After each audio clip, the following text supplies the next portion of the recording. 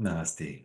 Namaste, welcome. Welcome. So, thanks for joining us in welcome to Satsang. Weekly talk. So, the title for today, what was the title? Why you still suffer even after spiritual insight?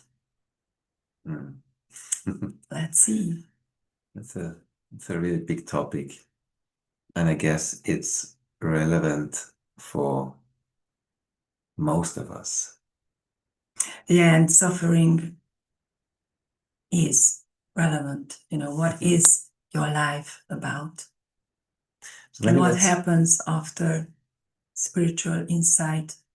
It's very important to look at this. Maybe we can start like this, that we try to define what is spiritual awakening and what do we mean insight. Spiritual insight, and what do we mean by suffering? Because there can also be lots of confusion about these words. So shall we start with? So we just choose a title. Sometimes we talk about it like, of course, the title comes up because it's been there somehow, this topic. But then how it goes is it's satsang, so it comes as it comes. Whatever needs to be said will be said, but the truth of yourself can never be said. So while you are listening to this satsang, or to our talk, so to speak, just let your attention fall even deeper. Fall deeper from where the words come from, or from where your thoughts come from. So it's more like, I like this metaphor, like, listening to satsang, someone said this once, is like, like when you are listening to music, you don't think about it. Or as you are reading a poem, it's a deeper understanding, it's a deeper meeting.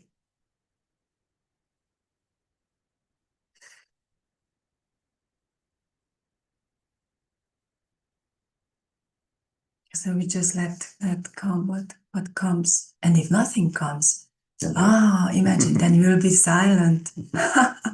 YouTube doesn't like this, but we will be silent. Sometimes, yeah. It's about silence. Because really, finally, silence is the final teacher. Everything is revealed. Everything is answered in silence, through silence.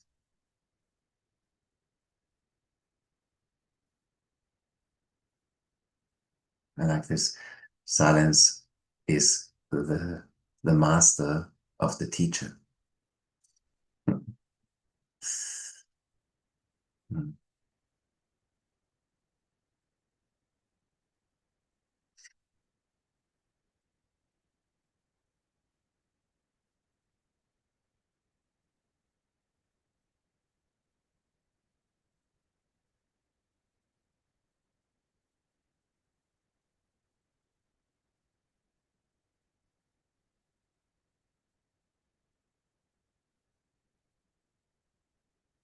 So what is suffering and what is spiritual insight? And why is it that even after spiritual insight or spiritual awakening, you get back to your daily life and things still come up? There are still traps, so to speak, tests from life. And you get identified again and again, as we all do.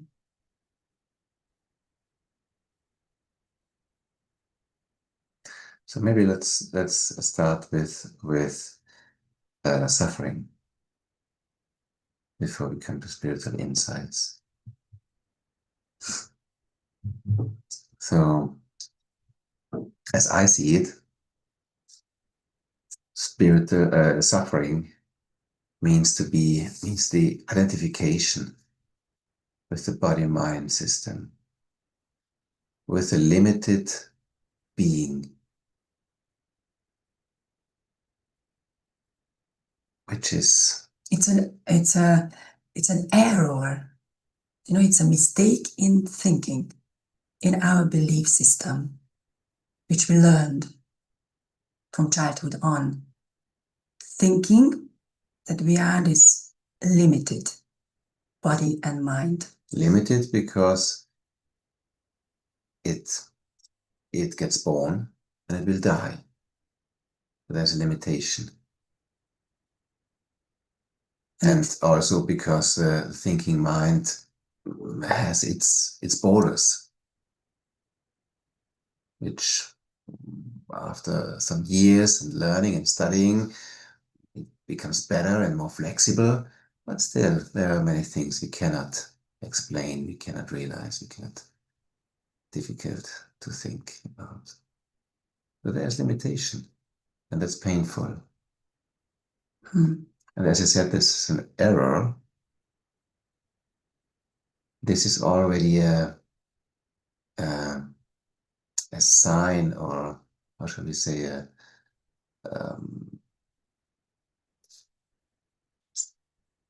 sign from the inside, from this truth of yourself, which is limitless, which has no borders. And of course you are then suffering, so you don't feel well, because you are that. You are this limitless being. And from somewhere, from this place, who you really are, you know that something is not right here. I am not this limited body and mind. And that's where, suffering comes from. And then from there comes the spiritual search after a while. Because you know that something is not right here. I am much more than that. Because you are already dead, even before you realize that you are truth, you are dead. And from there, you know that it's false, it's not true, what comes from the body and mind. And it's not just like the spiritual search comes from this. All kind of search come from this. Everything which is trying to get it out there, to maybe there's a different, have it different, to have more, to have something else, has its roots in this realization that it's not enough. I am not happy. So it gives rise to every search, even if it's spiritual or if it's worldly, doesn't matter. The spiritual search starts when you realize that maybe this worldly search is not fulfilling, will never be successful, will never give you what you really are longing for. This we call spiritual rightness. Yeah. Yeah, when you realize that you will never find freedom in things, in outside. So this is somehow this definition of suffering, being locked in this limited somebody. And it's a thought. Identified. That's the funny thing, that it's a thought. Misidentified in this thought, I'm a limited somebody. I am a somebody. And it served us well, of course. This conditioning comes from survival. We learn it from our parents, how to take care of our body and everything, so our mind, or how to somehow survive in this world. And there is nothing wrong with that. Of course, this was our survival. But now so the teaching is not wrong, but it's not the end of the teaching. That this somebody is part of the game. We have this human body, but this is not the end of who you truly are. And when we come to a spiritual insight, maybe we can say this is a glimpse of seeing through your story, of having a glimpse of this, that this is not everything. There is much more, there is deeper, there is wider. And immediately there's a relaxation. It's a feeling of home. It's a feeling of home. It's joy. Ah, Mm. it's a taste of bliss. There are different kinds of spiritual insights. You can also have very like elevated, really big spiritual insights. And it's great. It's, you know, you get it's an awakening to who you truly are. But the experience itself, what it caused in your body and mind, this will naturally fade because then there are other experiences which will come. But what it showed us, that is true. And we can devote our lives to that. So the spiritual insight shows a direction of awakening or opens the door to directioning. But in itself, it is limited. It is also, there is a moment before this realization, there is this realization, and there's a moment after this realization. So it comes and goes. What usually the tendency is, we want it to come back. We want it to stay. We want to achieve this power to reproduce it again and again because it's so blissful. And this moment, when we try to somehow to store it, is already the moment we lose it, and it's already gone. It's nothing we can do. And in this whole attempt to try to get back to that spiritual experience, in that you actually miss the moment right now. And actually, that spiritual experience, what you are looking for, is here, right now. You don't have to look for it. It's stopping. What is here right now? Oh, what is here right now? Oh, I'm missing that. I lost that spiritual insight. And then you look at this. What does it feel like? What is this whole experience? This thought that I lost it. Or is it in my body? And then you totally open. It's like our teacher, Ganga Joy, says, you have the capacity to open. You don't go away in any directions. You open whatever is here. You stop seeking. Stop seeking. Whatever is there, you stop. As Papaji said, always that, you stop. So you make yourself a target, so that then truth can really aim at you with the arrow. You stop. You are still, silent. And this needs courage. This needs courage and vigilance. And willingness. First, that you recognize that you are suffering. Again, you look, this is self-inquiry. You really look, what is here right now? What's going on in my mind, in my emotions, whatever. What is the story I'm telling to myself? Is it true? And is this true? And you don't deny it. It's never about, bypassing. You face it, whatever is here. Wow, I feel so small now. Oh, I am not that spiritual greatness anymore who I thought I was with this teacher when I was there. And oh my God, I lost it. And you bring it all here. You are courageous. Let's face it. Let's bring it here. Embrace it. And what is also very important is that you bring it here, but without blaming yourself for this, without punishing yourself for this. This is adding, this is add on that unnecessary suffering. We learn this. This we also learned in school, in everywhere. You know, this self-blame. You know, whenever we feel that something is wrong or there was something, I did something wrong at school, whatever. It's not that I did something wrong, but then you say, there is something wrong with me. I made a mistake. I made a mistake. And it's like, and it's a learned response. And what And follows? since it is a learned response, you can unlearn it. Wait.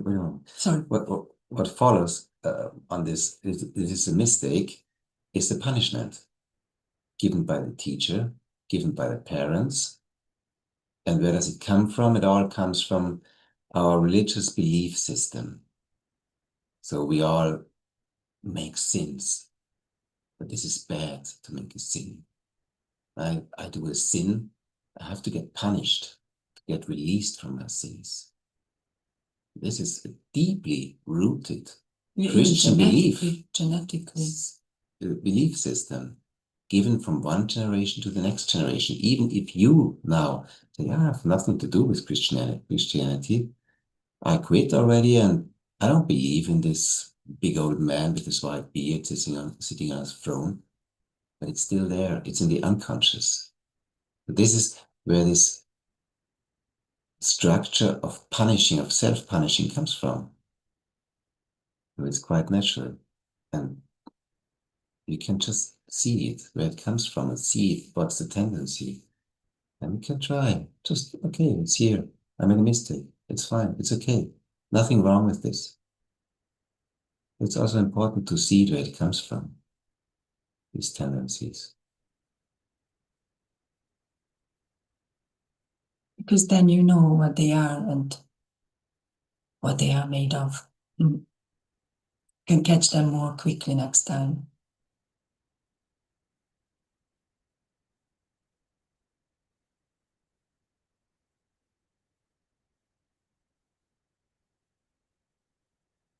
So now we have seen what is spiritual insight, this crystal clear realization of who you are for a moment in silence and bliss. And what is this suffering, this wrong, false belief system in I am somebody.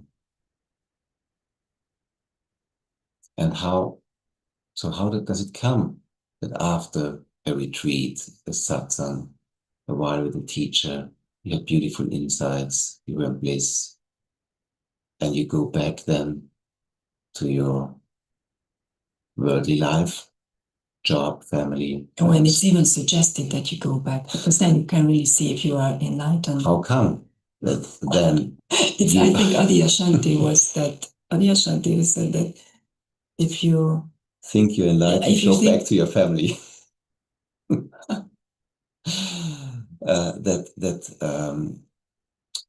This suffering pops up again, and you find yourself trapped, and in many cases you feel even worse after beautiful insights when a time passes, because now you had this beautiful insight and you want it to stay, and it goes away because it starts and it ends, like every realization, and you think you have done something wrong,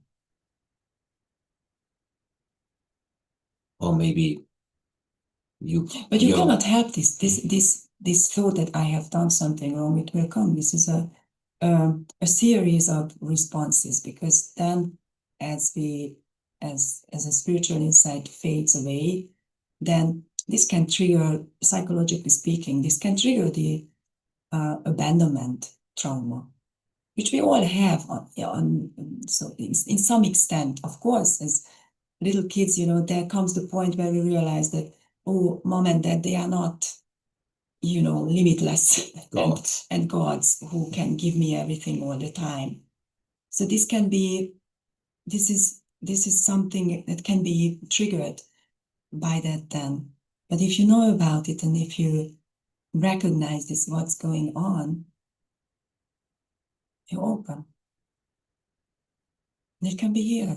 So first abandonment can be here. So first of all, it's quite natural that after a blissful state, there comes a moment of disillusionment, of disappointment, because it's not stable.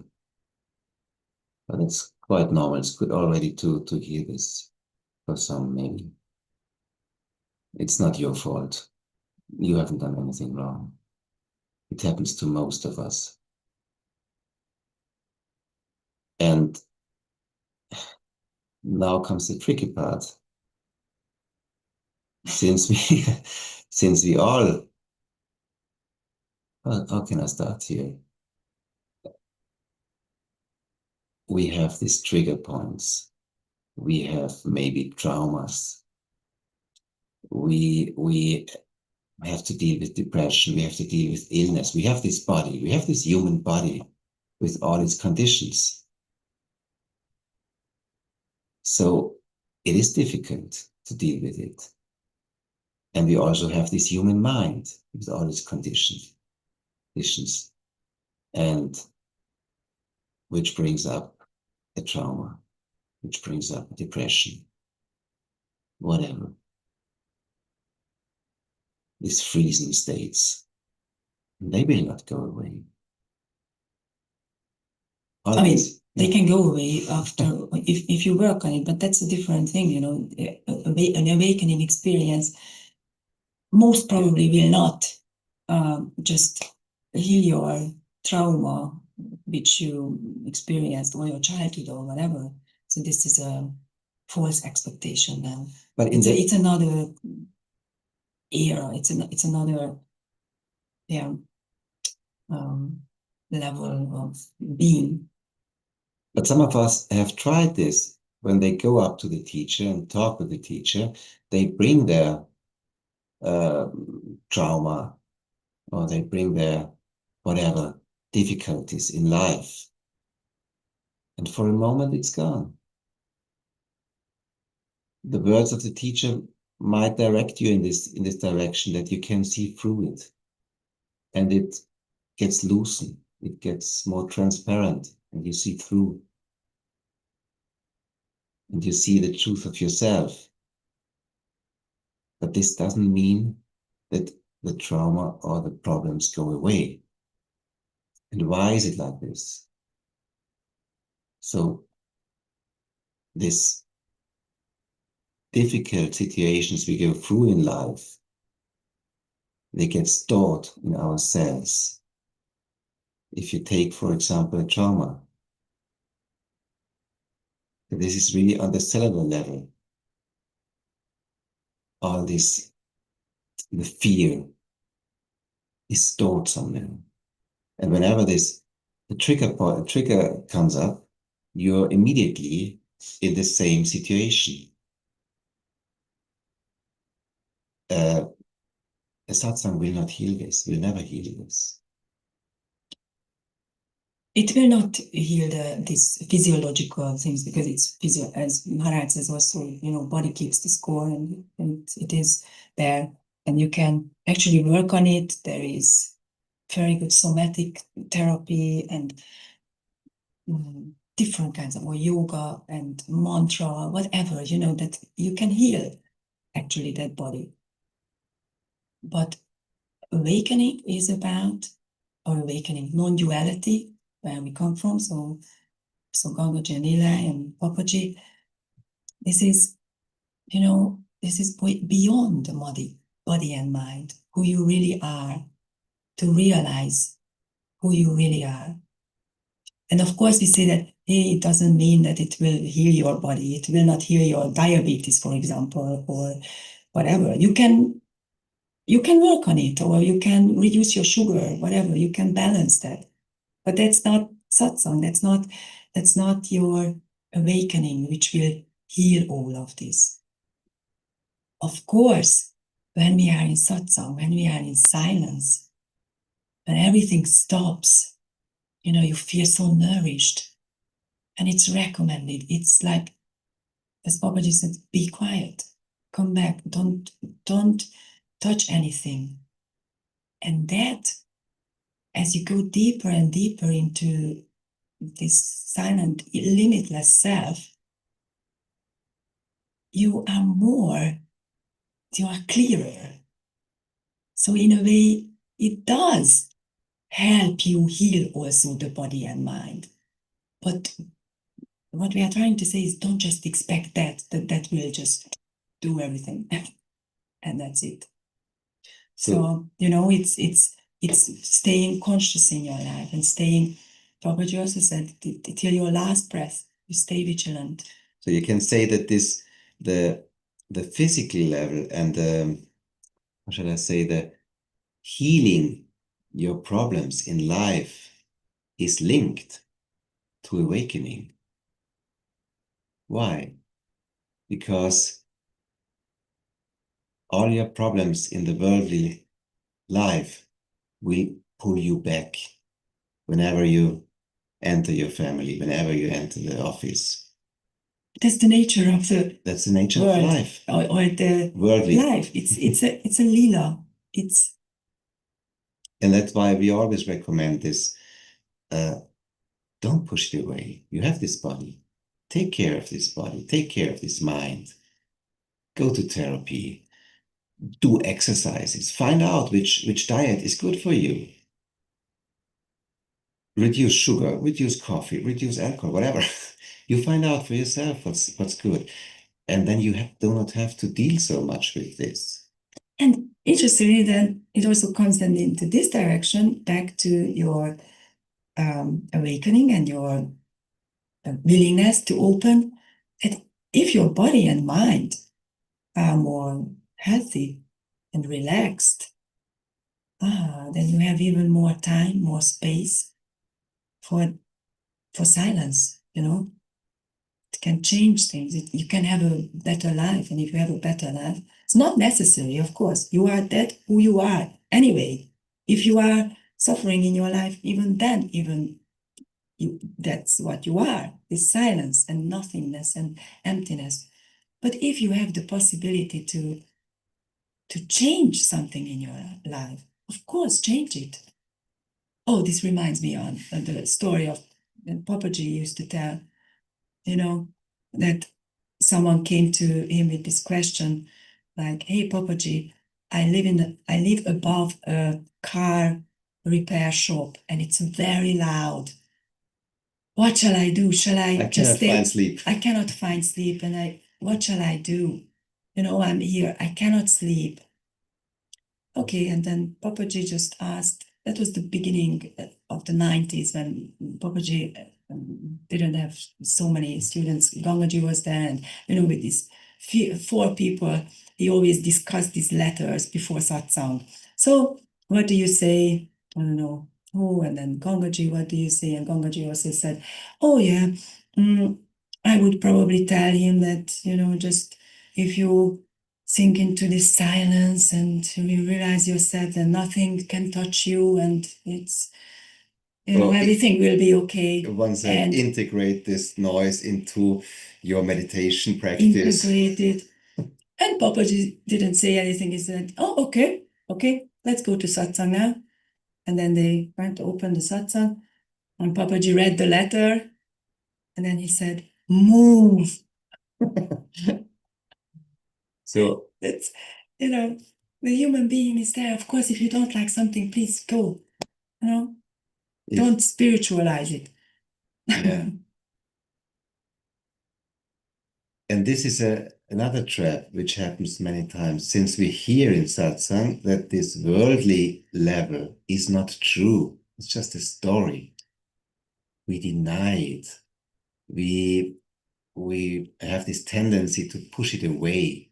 It's not true. This is really That's suppressing it. suppressing it, but it bubbles up. Then It doesn't stay in the cellar.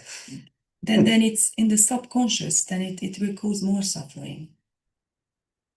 Or we try to change it. We try to change this worldly life through with a spiritual life. It's still the same. It doesn't matter. It doesn't work. Until you face these tendencies that you have. Because then this worldly life operates in the unconscious. It's still there. That's why it's always we say that, welcome everything to satsang. Everything can come to satsang. And another thing we wanted to talk about is this. No. Sorry. As Papaji also said that, when you have your awakening, all your gods and demons will come to haunt you. So this is normal. All the subconscious tendencies will come up. But you have the capacity, when you realize yourself, who you are, this limitless beingness that cannot be touched, then you really feel that you have the capacity to meet whatever arises. Because somewhere you already realize that they are not real. You don't deny them when they come up, when you meet triggers, you look them in the eye. Phew, I'm scared now, or oh, I feel small now, or oh, I'm so angry, and you face it. Oh, this is it, what's here? This is my demon right now, or my angel, because I want something good. And you face it and see it for what it is. What is it? What is it made of? Then you can embrace everything and then again just fall more and more in love with this silence, the peace, who we are. And it's till our last breath. Fall in love more and more. And so by doing what Adrienne just described, these trigger points, these demons which are trying to pull us back, can become actually the doorway in. We change this way of looking at them, because in the moment the trigger comes up, we use this as a jumping board. As a jumping board, yeah. Into truth. We use it for self-inquiry, for this moment of stopping. And then it serves.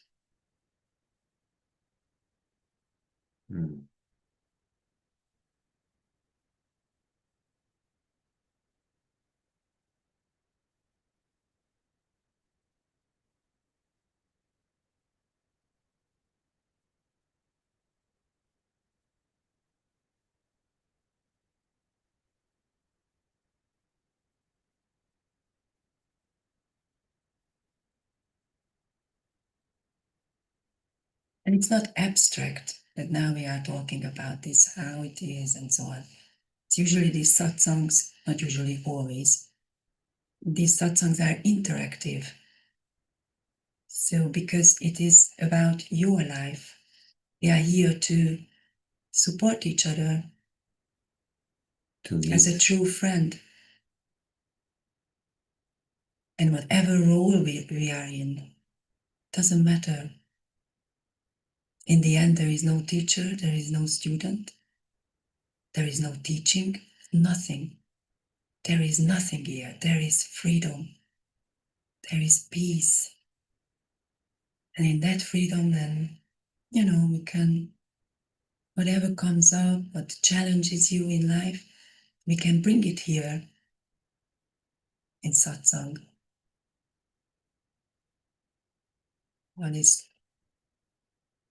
and look at it, bring it into the holy fire. Put a spotlight on it, that it's been seen. And first, maybe you will be like this rabbit in the spotlight. And it cannot operate from the dark. Yeah. From the And unconscious. yeah, this is what we really loved always, but we still love Gangaji and Eli, that it has always been so interactive. So, if you like to ask questions. Yeah, you can put your hand up or you can just write in the chat. I mean, you don't have to do anything. Or you can just stay silent. You can always write. And you can always write to us as well, email. But the best is when we meet direct. Oh, where is it? Oh, yeah. Okay. But I will not stay in spotlight. Just a second. I can allow this. Now chart. Yeah. Oh. Okay, you can talk. You have to unmute yourself, maybe? Now it's. Hello. It's Hello. Hello.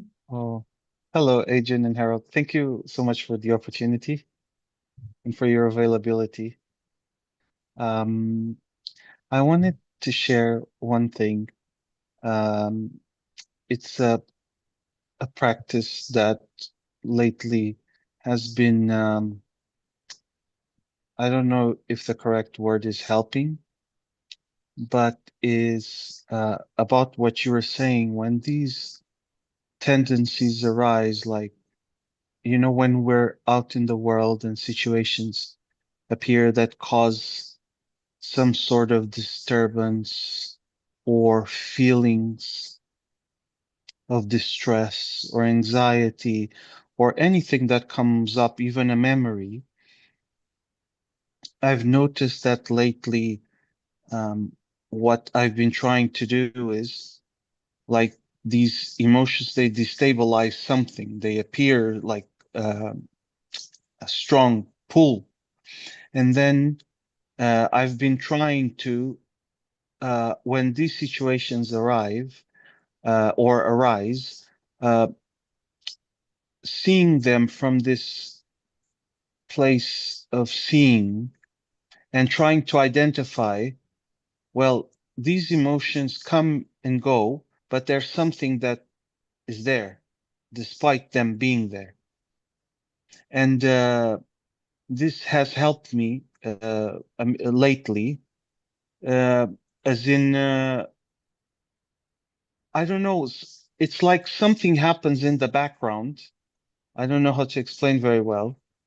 I don't know what's the interaction that happens in the background, but each time these things arise, these emotions, and I try to stay in this place of seeing, it's like gradually, as time goes by and more of this happens, there's this awareness that, okay, these things can come and go, and they will continue to come and go. I don't know, maybe for all the life, these emotions, but there's always like this place where they don't touch. I don't know if I'm explaining it very correctly. Yes, And yes. yeah, is this uh, a practice that you think that is there anything that can be done? Because usually when these things arise, let's say anxiety or distress or a memory from childhood, they come. And when they come, like in the past, I used to rationalize, oh, this is happening because this happened, this person said this.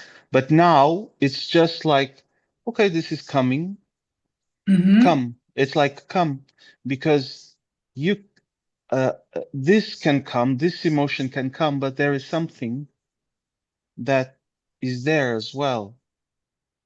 Yeah, And you. yes, there's something, right? And it's like you s- I don't know, it's like you appreciate when these things come. Oh, anxiety Yes. comes. Oh, distress comes. But okay, sometimes it's so strong that you know, you feel heavy and burdened. But if I try to engage, okay, let me see if I can observe this from this place. You see that this place is always there, Yes, and that's despite the all good of news. this. Exactly, and that's the good news. Yes. So Oh, it's, very yeah, so beautiful. lately it's been like, I don't know, it's just a nice feeling, you know, like a nice experience. Yes. And then this arise that I wanted to ask uh, Mhm. your insight on this, which is then when these things happen, like memories from childhood or this thought, this happen, then there's this intuition of, wait a second, there's only this moment, the now. Even when I was a child or I was a teenager, it's this now, it's the same. It's the same moment.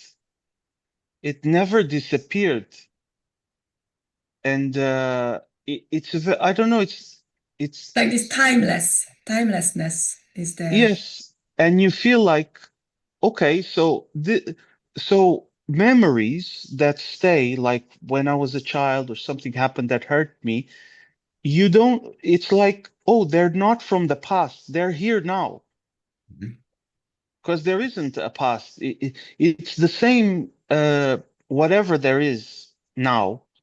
Mhm. And how would you advise to ground more, like, because w- you know, like when you're in life doing things, sometimes I feel like I become unconscious, but then this pull comes, go back, go back, and then I try to look, where is this pull coming from?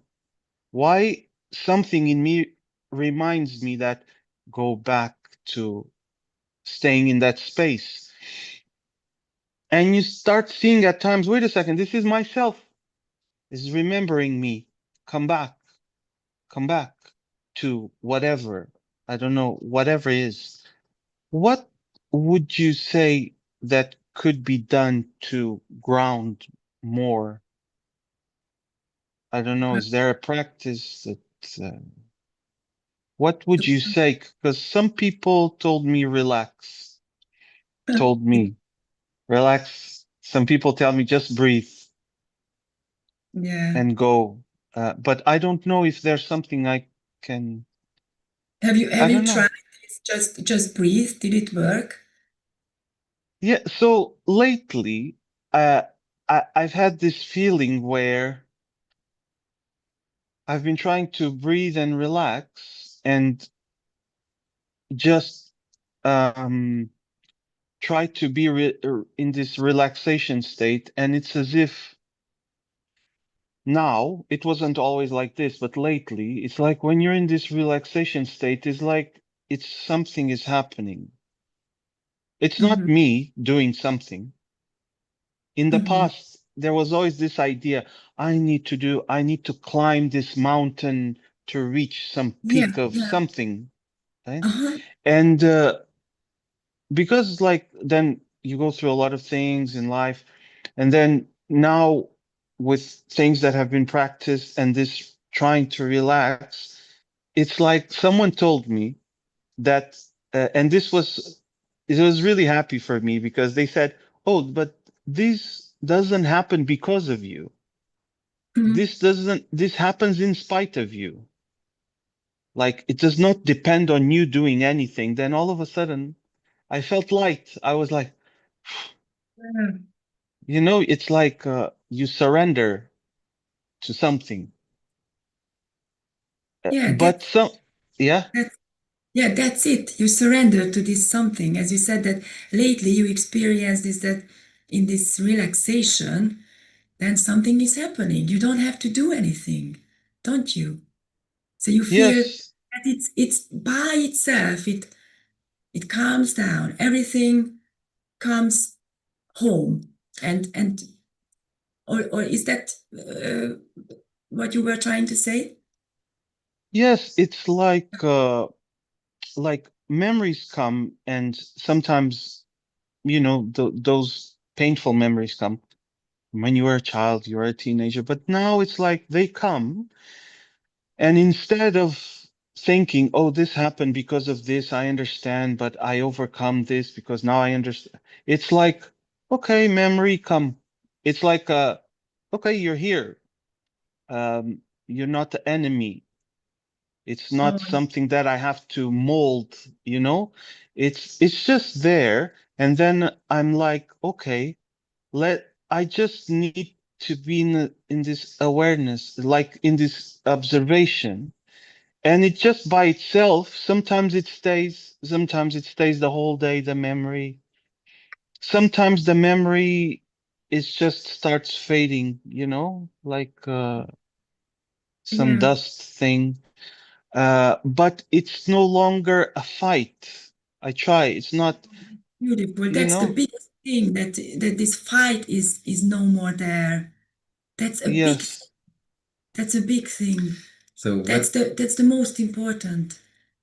And then you can just surrender in this into yourself, because how I hear you, that you already realize that this unnameable truth, who you are. So this is, you yeah, somehow come back to this in this relaxation, and it's naturally kind of taking care of what's happening. So that's beautiful. So that's the most important. That's grace. That's really great. And besides that, what you can do on the body mind level, what we were talking about, that you can find uh, some, like physical exercises, so some somatic exercises. I mean, I know that Kundalini yoga, for example, very good. And there you don't think about that memory. The memory comes up, but you are just working with the body. And it's not just the breath work, because for some people it's not enough breath work. Some people are like that they have to move. And you will just see that it will help also loosening that memory. That with time it can happen that it will not come back anymore, because you really release it from the body, from the cells, with these exercises. So you can just use your intuition wherever you feel pulled to do some exercise or yoga, whatever, diet. or diet, or running, whatever calls you. Just listen to yourself. Oh, what does my body want to do now with this? Or where do I feel it in my body? The body keeps the score. So not without analyzing it. It's really deep self-inquiry. Like, this memory comes, it's childhood memory, this anxiety comes with it, and it's beautiful that you don't fight with it. You're already in this relaxation and something is happening. And then in this spaciousness, then you can even look at it more, like where is it in my body?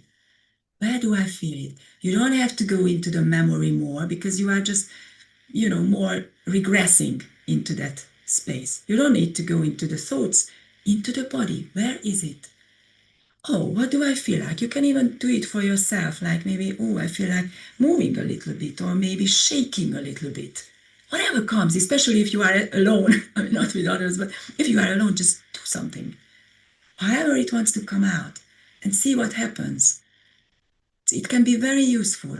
And if you, for example, you realize there's a tension somewhere in the chest or in the belly, you can go there and you can meet this. You can even put your hand there, but not just that, also with movement, come in more in, embody it, embody your body, embody it. Don't be afraid of it, just embody it. Where is it? And be more in connection with your body. What does it want now? What would feel good now in this experience? Maybe you want to dance, or maybe you want to listen to music quickly and dance to it, or whatever. You open your mind to every possibility what you want to, to do. Or maybe if you have this intention to work on it more, or to find your kind of exercise, then you will attract it. You will see it anyway somewhere. You will see, help is always out there in the moment we are open to receive. Yes.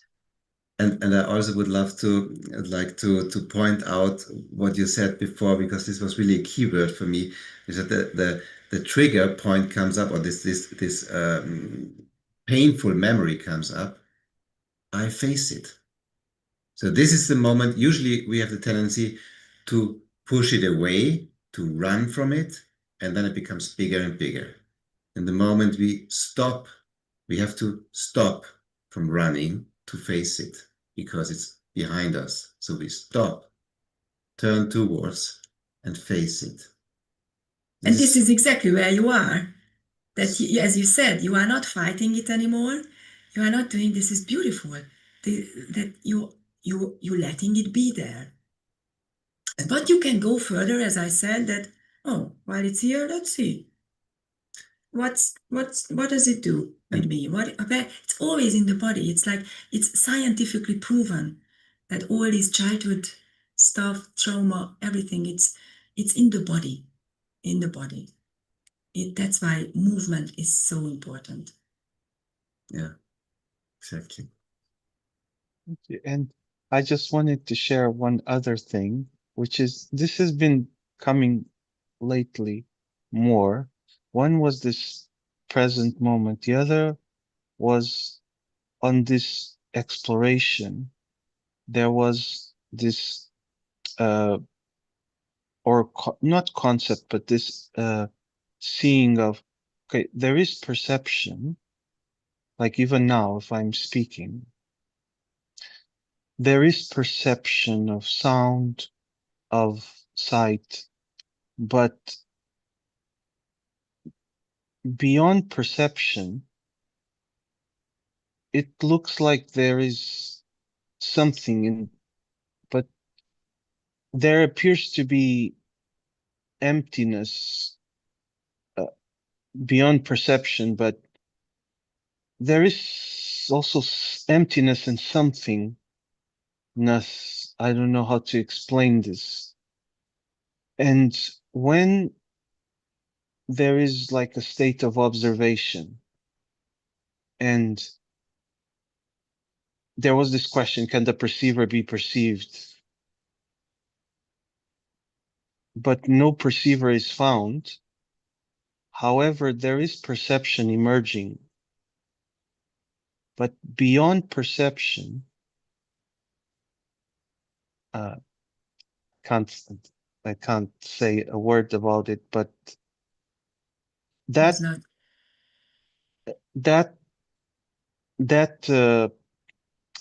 I don't know if you can call exploration, because who is there to explore? I don't know what to say.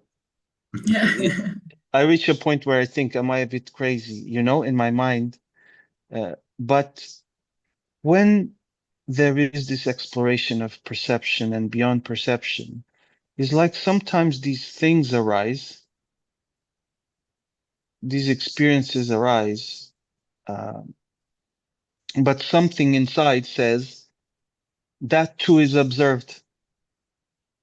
It comes this thing, even things that you experience, whatever it is, even that is observed.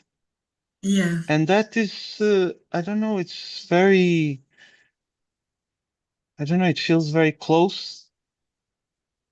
Yeah, it's closer than your breath, isn't it? Yes, it's yes. I don't know what to say. It's just to share this. Closer than your breath, it's closer than your heartbeat. That's called home. It's you. Thank you. Mm.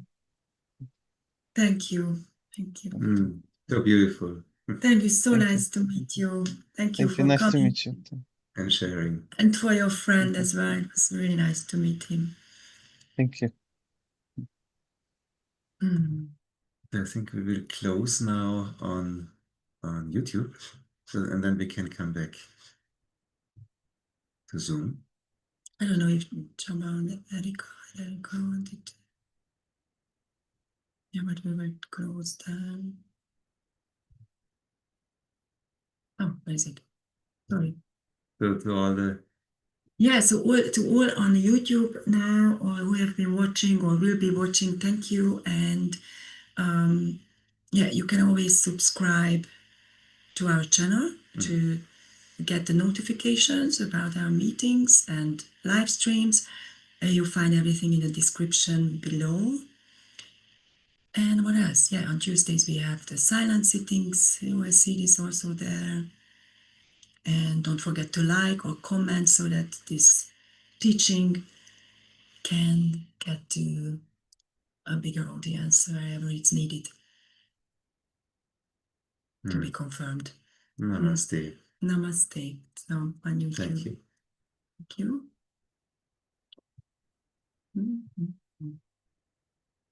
Our live stream is ended, and we come back to Zoom.